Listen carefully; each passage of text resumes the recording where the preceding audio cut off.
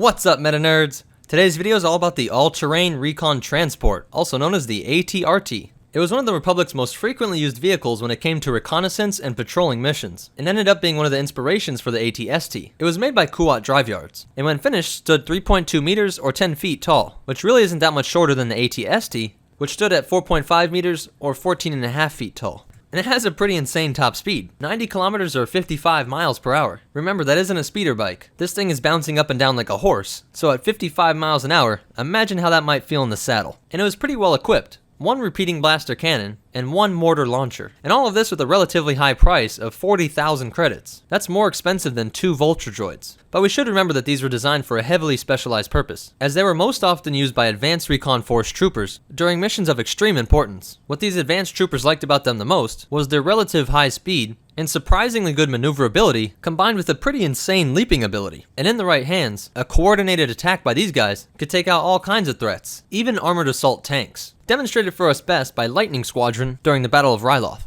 Commanders also loved the ATRT because of how successful it was at collecting data on the battlefield. Through a combination of sensing equipment and motion detectors, the ATRT was able to instantaneously transfer this information to forward command centers. This is a forward command center used during the Battle of Geonosis, and although a clone trooper deep in a firefight may not be able to call out and name how many targets there are, what kind of vehicles are there, or what kind of defenses are up, but the ATRT can do all this automatically, providing their commanders with the information needed to make the best tactical decision. Because of all these amazing abilities, it's no surprise that the ATRT was used all throughout the Clone Wars, and they were even used during the execution of Order 66. Some tried to hunt down and find Master Yoda, and others were used during the attack on the Jedi Temple. And although they were eventually phased out by the AT-ST, many Stormtroopers actually still preferred the AT-RT over the 74Z speeder bikes. And what I think is really awesome is that Lightning Squadron actually survived into the Imperial era, and this ex-clone squadron still retained their AT-RTs. Besides that, the last time we see these things is when a couple of AT-RTs are modified by the Rebel Alliance, and a few are picked up and used by some warlords. Many of these getting custom paint jobs to show off their allegiance, or to provide better camouflage.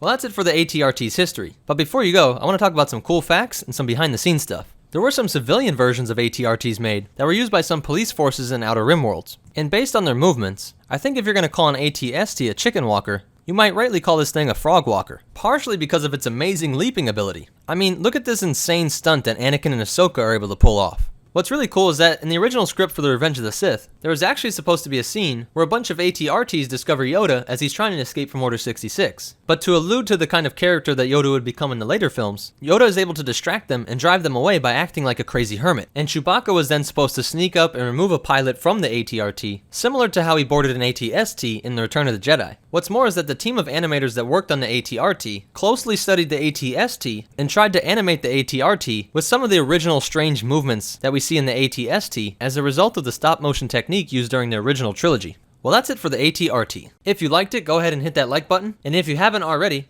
go ahead and subscribe, because we're making videos like this every single day. If you want to study Star Wars even further, there's tons of great free stuff online like Wikipedia or other people on YouTube, but if you want some of the source material, go ahead and click on that link in our description below. It takes you to one book in particular, but be sure to browse around and see if there's anything you like. And any purchase that you make through that link shoots us back a small percentage, so that we can help this channel grow to the point that one day, we might be able to do this full time, which would be an absolute dream come true. But more important than all of that, remember, the Force will be with you, always.